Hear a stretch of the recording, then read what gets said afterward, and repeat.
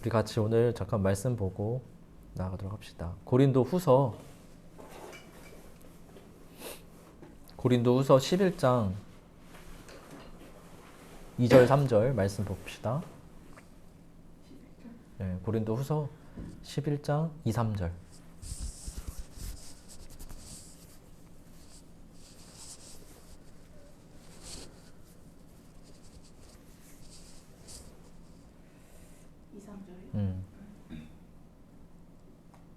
같이 읽을까요? 고린도후서 11장 2, 3절. 성경은 계속 펴놓고 말씀 들으세요. 11장 2, 3절 같이 읽겠습니다. 시작. 내가 하나님의 열심으로 너희를 위하여 열심을 내노니 내가 너희를 정결한 처녀로 한 남편인 그리스도께 드리려고 중매함이로다. 그러나 나는 뱀이 그 간계로 하와를 미혹한 것 같이 너희 마음이 그리스도를 향하는 진실함과 깨끗함에서 떠나 부패할까 두려워하노라. 아멘. 언제 한번 제가 극동방송을 듣는데 라디오에서 그런 얘기가 나오더라고요. 결혼한 지 수십 년이 지났어요. 결혼한 지 수년인가 수십 년이 어쨌든 지났는데 결혼을 하면은 마땅히 뭐가 생겨야 돼요? 아기가 생겨야 되잖아요. 아기가 생겨야 되는데 아이를 갖지 못하는 한 부부가 나와서 어떠한 고민을 털어놓더라고요. 근데 그 부부가 결국에는 아이가 너무 안 생기니까 입양을 하기로 결정을 했어요. 근데 입양 절차가 굉장히 까다로운 거 아시죠? 굉장히 까다로운데 그 입양 절차를 밟아가는 도중에 반드시 해야 되는 절차 중에 하나가 건강검진이었어요. 부모의 건강검진. 그래서 그 건강검진을 병원에서 이제 받다 보니까 자기의 남편 쪽 건강 이슈가 딱 뜨게 된 거예요. 어떠한 특별한 건강 이슈인지는 나오진 않았지만 자기에게 어떠한 건강 이슈가 딱 발견했는데 본인의 건강이 이렇게 건사하지 않고 쉽지 않은 그런 상황에서 갓난아기를 입양하는 게 어떨 것 같아요? 쉬울 것 같아요? 안 쉬울 것 같아요? 아마 얼마나 그 사람들도 그 부부가 얼마나 부담됐는지 그래서 주변 크리스찬들한테 이제 만날 때마다 조언을 구해봤대요. 근데 그 주변 크리스찬들이 하나같이 그런 말을 하더래. 아니 애를 하나님이 키우지 당신이 키우냐고. 걱정 말고 입양하라 라고 주변에서 그렇게들 하나같이 그런 말을 마치 짜고 치는 고스톱처럼 그런 말을 하더래요. 애를 하나님이 키우지 당신이 키우냐고. 근데 여러분들은 이 말이 맞는 말인 것 같아요? 애를 하나님이 키우지 당신이 키우냐? 라는 그 말이 어때? 승규야 맞는 말인 것 같냐? 나도 처음에는 그 말을 들을 때 그렇지 이렇게 딱 다가올 수 있어요. 근데 맞는 말인 것 같아요? 어떻게 생각해? 승규는? 아닌 것 같아? 어떻게 생각해요? 맞기도 하고 틀리기도 하고. 맞아요. 저도 처음에는 딱 받아들일 때 그렇지 그 맞는 말이잖아. 근데 가만히 그 라디오를 듣고 나서 가만히 생각을 해보는데 야 진짜 사람들이 어떻게 보면은 자기 일이 아니라고 너무 쉽게 말하는 게 아닌가라는 그런 생각이 들었어요. 여러분 오해하지 말고 들어요. 애를 키우는 거는 그 사람이지 하나님이 아니라는 거예요. 우리도 아이 3명을 키워봤지만 밤잠 설쳐가면서 모유 수유하고 애를 어떤 문제가 생겼을 때 돌보는 거는 엄마 아빠예요. 안 그래요? 갑자기 밤중에 애가 아파갖고 응급실 데려가야 된단 말이야. 그것도 다 엄마 아빠의 역할인 거예요. 하나님이 모유 수유할 거 아니잖아요. 그쵸? 하나님이 밤중에 분유 타갖고 애를 먹일 거요? 그거 아니잖아요. 그 모든 키우는 몫은 다 전적으로 누구예요? 엄마, 아빠가 된다는 거예요. 아니 그러면은 뭐야? 하나님의 은혜도 없이 그냥 나만 열심히 살면 되겠네? 라고 생각할 수 있는데 그런 말을 제가 여러분들에게 하는 게 아니라 하나님이 하셔야 될 일이 있고 내가 해야 될 일이 있다라는 것을 말하고 싶은 거예요. 여러분 만약 고3 학생이 이제 내년에 수능을 보고 대학을 가야 되는데 만약에 기도만 빡세게 한다고 그 사람이 대학 갈 수 있어요? 기도만 빡세게 한다고 대학 갈 수 없어요. 뭘 해야 돼? 공부해야 된다라는 거야. 순기도 이제 좀 입시를 어떻게 보면 준비를 또 하고 있잖아. 기도만 빡세게 한다고 원하는 대학에 합격할 수 있어? 합격할 수 없단 말이야. 죽어라? 뭘 해야 돼? 연습해야 되는 거야. 죽어라 연습을 해야지 내가 대학을 갈 수 있는 거지. 내가 연습도 안 하고 공부도 안 하고 그냥 무조건 하나님이 하시겠지. 그냥 기도만 빡세게 한다고 갈 수 있는 게 절대 아니라는 거야. 하나님이 하셔야 될 일은 우리의 마음을 감동시키고 또 공부할 수 있는, 연습할 수 있는 모든 여건과 환경을 다 하나님이 허락하시고 또 힘과 지혜를 주시는 것. 여기가 이게 하나님이 하실 일이고, 우리는 그러한 큰 은혜의 테두리 안에서 나는 나대로 피 터져라 공부하면서 피 터져라 연습하면서 열심을 낼 때에 나를 향하신 하나님의 역사가 만들어져 간다라는 거예요. 바울은 이 원리를 너무 잘 알았던 사람이에요. 그래서 바울이 오늘 뭐라고 그래요? 내가 하나님의 열심으로 너희들을 위해서 열심을 낸다 라고 편지하고 있는 거예요. 아마 여러분 잘 알 거예요. 바울이 얼마나 그 인생을 열심히 살았는지. 우리 고린도후서 아까 11장 읽었죠. 그 11장에 아래로 내려가 보세요. 아래로 내려가면은 23절부터 28절까지 한번 볼까요? 거기 보면은 바울이 얼마나 열심히 살았는지 나와 있어요. 제가 한번 읽어볼게요. 23절부터 28절. 자, 그들이 그리스도인의 일꾼이냐? 정신없는 말을 하거니와 나는 더욱 그러하도다. 내가 수고를 넘치도록 하고 옥에 갇히기도 그들보다 더 많이 하고 매도 수없이 맞고 여러 번 죽을 뻔했대요. 유대인들에게 40에서 하나 감한 매를 5번이나 맞았대요. 3번 태장으로 맞고 1번 돌로 맞고 3번이나 파선을 당했대. 그리고 1주야를 깊은 바다에서 지냈대. 여러 번 여행하면서 강의 위험, 강도의 위험, 동족의 위험, 이방인의 위험, 시내의 위험, 광야의 위험, 바다의 위험, 거짓 형제 중에 위험을 당했대. 근데 거기다가 또 수고하고 애쓰며 여러 번 자지 못했고 줄였고 목마르고 여러 번 굶고 춥고 헐벗었대요. 이게 바울의 이력이야. 하나님과 함께 살아오면서 이러한 고통, 고난이 그에게 있었다라는 거야. 그럼에도 불구하고 뭐 한 거예요? 주를 위해 열심히 내가 살았다라는 것입니다. 바울은 예수를 믿기 전이나 믿은 후나 정말 열심 빼놓으면 아무것도 없는 사람이었어. 열심으로 예수 믿는 사람을 박해했었던 사람이야. 그리고 열심으로 주를 위해 살려고 몸부림쳤던 사람이라는 거죠. 진짜 열심 빼면 시체인 거야. 그리고 근데 이 바울이 그가 그렇도록 열심을 내면서 살았던 그 이유가 뭐냐? 저는 2가지로 여러분들에게 말하고 싶은데, 첫 번째는 고린도전서 15장에 나와 있는 것처럼 나의 나됨은 하나님의 은혜였다. 바울에게는 은혜가 있었어. 본인이 받았던 그 은혜가 얼마나 큰 것인지 그것에 대한 보답이었다는 거야. 열심히 살려고 노력한 게 아니라 하나님이 나를 향하신 그 하나님의 사랑과 은혜가 너무나도 크게 다가오는 거야. 그러니까 주를 위해서 열심히 안 낼래야 안 낼 수 없다라는 거야. 여러분, 그래서 은혜 생활을 내가 잘하고 있다라는 그 증거 중에 하나가 뭔지 알아요? 모든 일에 열심을 내면서 살아간다는 거야. 내가 어떤 일을 하든지 간에 내 안에 뭐가 있어요? 열심이 있다는 거야. 그래서 그 사람은 수동적인 게 아니라 능동적으로 살아가. 주도적으로 살아가. 적극적으로 살아가. 이게 은혜 생활을 잘하는 사람들 중에 증거 중에 하나라는 거예요. 은혜가 있는 사람들. 그리고 또 하나 바울이 열심을 냈었던 건 뭐냐? 하나님이 얼마나 열심히 있는 분인지 잘 알았던 사람이야. 구약을 보면은 여호와의 열심이라는 단어가 나와요. 한번 찾아볼래요? 자, 그 말씀은 조금 이따가 제가 찾아봅시다. 이사야서 9장에 나오는데, 자, 여호와의 열심이 나오는데, 여호와의 열심, 하나님의 열심이라는 거야. 한번 구약의 스토리들, 이스라엘 백성들을 이끌어 가신 하나님의 열심을 한번 잘 생각해 봐요. 고난당하는 이스라엘 백성들을 구원하시기 위해서 하나님이 얼마나 그들을 위해서 열심을 내시고 수고하셨는지. 말도 지질이 안 듣는 그 백성들을 이끌기 위해서 자기가 구원하시기로 미리 몇백 년 전부터 약속하셨잖아. 근데 그 약속을 지켜가기 위해서 그 말도 지질이 않는 백성들을 끌어가기 위해서 얼마나 고생을 하시는지. 더 나아가서 이스라엘 백성들 뿐만 아니라 온 인류를 구원하시기 위해서 자기의 사랑하는 아들까지 내어주시는 거야. 세상에 보내시기로 뭐 한 거예요? 작정하신 거예요. 그것을 약속하셨고 그것을 이루어 가시는 분이 하나님이었다라는 거. 하나님이 열심으로 그 일을 행하고 계셨다라는 거예요. 이사야가 그래서 예언하는 거예요. 우리가 찾아봐요. 이사야서 9장. 이사야서 9장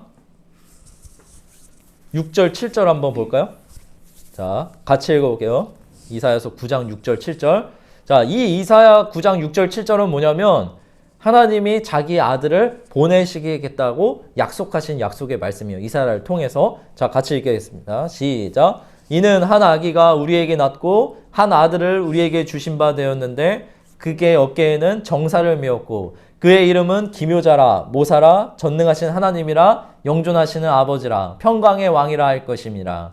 그 정사와 평강의 더함이 무궁하며 또 다윗의 왕자와 그의 나라에 군림하여 그 나라를 굳게 세우고 지금 이후로 영원히 정의와 공의로 그것을 보존하실 것이라. 근데 봐봐요. 뭐라고 나와 있어요? 이 일을 어떻게 이룬대? 만군의 여호와의 열심히 이를 이루시리라. 아멘.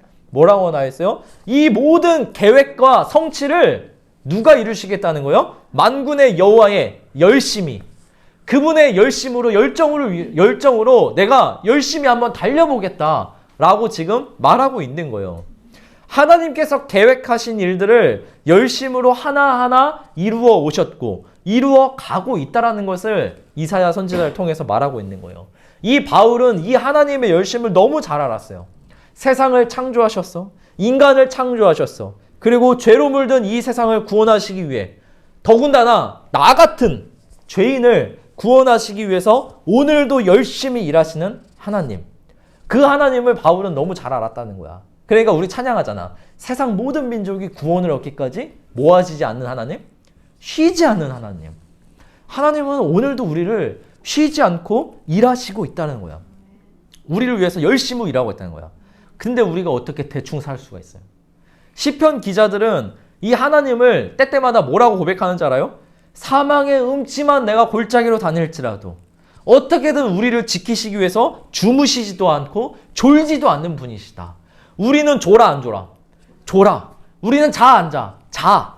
우리는 피곤해. 때로는 약해서 넘어질 때도 있어. 무너지고 침륜할 때가 있다란 말이야. 근데 하나님은 한 번도 그런 적이 없이 우리를 지켜보고 계신다라는 거. 졸지도 않고 주무시지도 않고.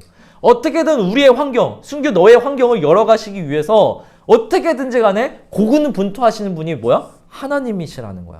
항상 우리보다 먼저 앞서가셔가서 일하시는 분이 하나님이시라는 거예요. 이게 이론이 아니라 하나님은 오늘도 내가 알게 모르게 그렇게 역사하고 준비하고 일하시는 분이라는 것입니다. 이 하나님의 열심을, 이 하나님의 우리가 수고를 안다라면은 우리가 하루하루 허투루 살아갈 수가 없다는 거야. 여러분, 봐봐. 아이들도 나이 먹고 철들면 어때요? 순규 철 들었니? 철 들었어? 철 안 들었어? 자, 철든 사람들은 어때? 아이들도 나이 먹고 철들면은 부모님이 우리를 위해서 얼마나 수고하는지 깨달아 안 깨달아? 그 사랑, 우리를 향하신 그 수고와 열심을 우리는 언젠가는 깨닫게 된단 말이야. 그러면은 어떻게든지 간에 그때가 되면은 부모에게 내가 짐이 되지 않고 도우기 위해서 어떻게든 내가 부모의 도움이 되기 위해서 살지 않겠니? 그렇지 않아요? 마찬가지야. 우리가 진짜 하나님의 그 열심과 수고를 안다라면은 우리도 우리의 인생을 대충 살 수가 없다라는 거예요. 우리 새해가 되면은 그런 기도 많이 해요. 하나님, 영육간의 강건함을 주시옵소서. 그런 기도 많이 하잖아. 새해가 되면 참 많이 한다면 영과 육의 온전함을 위해서 영육간의 강건함을 주시옵소서. 늘 요한 3서 1장 2절 그 말씀을 가지고서 우리 참 많이 기도한다면 영육간의 강건함을 다해요. 근데 여러분 생각해봐요. 우리가 가만히 있는다고 영과 육이 강건하게 될까요? 기도만 한다고 영과 육이 강건하게 될까요? 아니라는 거야. 내 영혼을 위해서 예배를 드리고 내 영혼을 위해서 성경 공부도 하고 내 영혼을 위해서 내 시간을 투자할 때 영혼이 강건해지는 거지. 내가 그냥 가만히 영육간의 강건함을 주세요. 기도만 한다고 해서 내 영이 강건해지는 게 절대 아니라는 거예요. 육체도 마찬가지예요. 운동해야 되는데 나 운동해야 되는데 말만 하면은 강해져? 안 강해진단 말이야. 내가 이번 주에 라디오 듣는데 참 웃긴 얘기가 있었어. 이 한 해를 마무리하면서 라디오에서 어떤 사연을 보내주더라고. 근데 자기 남편이라게 자기 남편이 1년 헬스장을 끊었대. 그런데 13번 가고 끝났어요. 그 얘기를 하는데 일하다가 빵 터져갖고 막 웃었어. 1년 365일 끊어놓고서 단 13번 갔다라는 거야. 얼마나 그 말을 듣고서 웃기던지 마찬가지예요. 우리 육체의 건강함을 위해서 내가 빡시게 시간을 투자해서 운동을 할 때에 내 육체도 강하게 된다는 거예요. 내가 그냥 가만히 있으면 저절로 영과 육이 강해지는 게 절대 아니라는 거예요. 알겠죠? 그래서 우리가 가만히 생각해봐요. 예수 안 믿는 저 이방인들도, 저 세상 사람들도 얼마나 세상을 열심히 살아가는지 몰라요. 제가 요즘에 가끔씩 이제 새벽에 일어나서 일을 가는데, 제일 일찍 나갔을 때가 한 3시 반이었어요. 3시 반에 나가서, 운전해서 나가잖아요. 그럼 3시 반에 차가 없을 것 같죠?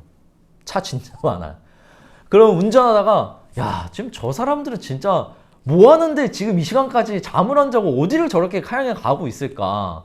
나는 이 시간에 일하러 간다 하지만 저 사람들도 일하러 가겠죠? 아무래도? 일을 하거나 뭔가 어떤 목적이 있기 때문에 가지 않겠어요? 그 새벽 3시 반에도 눈을 뜨고 운전을 하는 사람이 있다라는 거예요. 우리 회사에 어떤 분이 있어요. 그 회사 그분은 지난 한 해 동안 어떤 자기가 목표를 이룬 게 있대. 그게 뭐냐면 요양보호사를 따기 위해서 5시에 5시 반에 퇴근을 하잖아요. 그러면 6시까지 30분 동안 빨리 풍무동으로 가갖고 6시부터 10시까지 요양보호 공부를 4시간 동안 하는 거예요. 그렇게 해서 5개월 동안을 공부한 결과 요양보호를 땄어요. 자기 개발을 위해서 퇴근 후에도 학원을 등록하고 자격증을 따고 공부하는 사람들이 있다라는 거예요. 세상 사람들도 그렇게 한다는 거예요. 어떻게든 자기 식구들 먹여 살리기 위해서 투잡, 쓰리잡 하는 그런 아빠들도 얼마나 많은지 알아요? 알바하면서 공부하면서 자기 성적까지 철저하게 관리하는 대학생들 정말 많이 했어요. 세상 사람들도 우리가 그렇게 살아가는데 복음을 듣고 복음으로 살아간다는 사람 안에 열정이 없다라는 게 말이 돼요? 열심이 없다는 게 말이 되냐는 거예요. 우리가 정상적으로 은혜 생활을 한다는 사람들은 우리 안에 뭐가 있어요? 열정이 있다라는 거예요. 이 열정과 이 열심과 하나님의 은혜가 만날 때에 어떻게 되는 거예요? 손바닥도 마주쳐야 뭐가 나는 거예요? 소리가 난다 하잖아요. 내 열정과 하나님의 은혜가 만날 때에 하나님의 역사가 만들어진다는 거예요. 우리가 올 한 해 이러한 은혜가 우리 안에 있었으면 좋겠습니다. 자, 근데 마지막으로 하나만 더 말할게요. 자, 내가 열심으로 살아가야 되는 이유가 뭐냐는 거야. 내가 열심을 내야 되는 목적이 있어요. 이게 더 중요한 거예요. 그냥 한없이 그냥 남들처럼 열심만 가지고 살아가는 게 중요한 게 아니라 내가 왜 열심을 내고 살아가야 되냐라는 거야.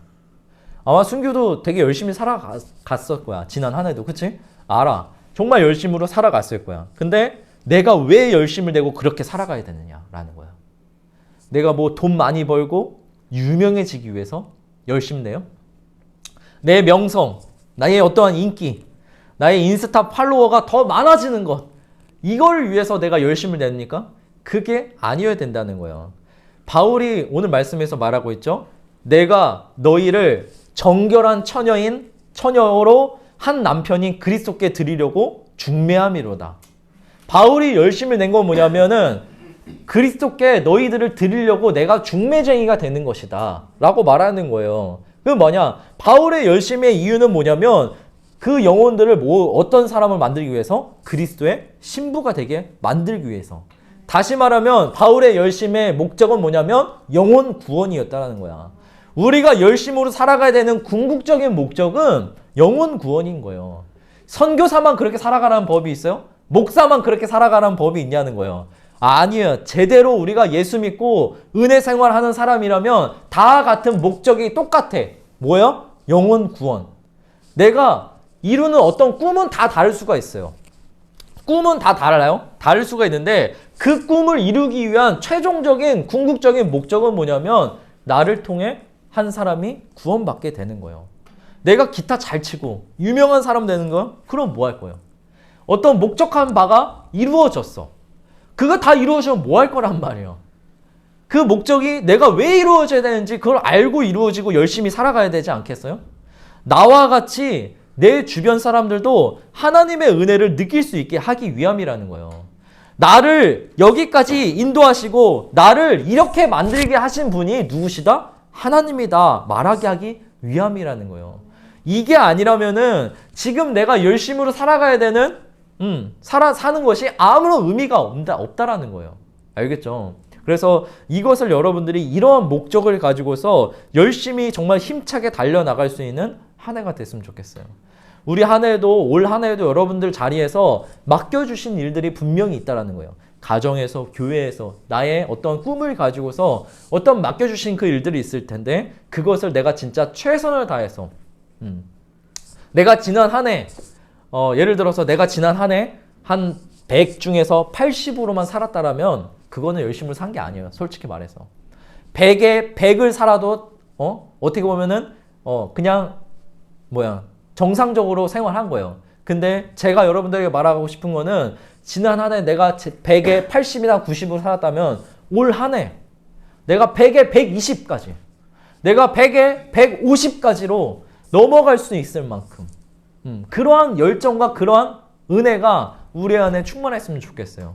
내가 그동안에 8시간 잤어. 8시간 다 자고서 뭘 하면 남들과 똑같은 거예요.